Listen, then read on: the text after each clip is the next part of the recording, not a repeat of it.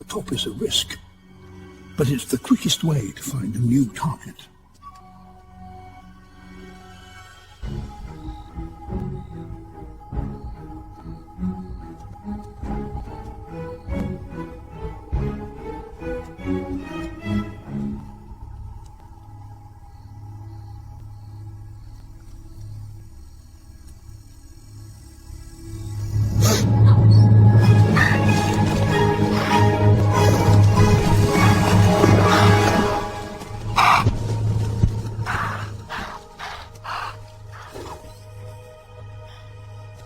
A burst of speed of 40 miles an hour, and it's all over in less than 6 seconds.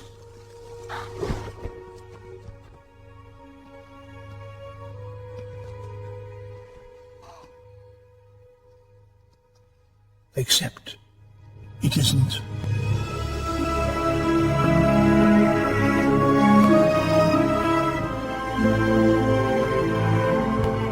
Dazed and disorientated, the impala makes a miraculous escape.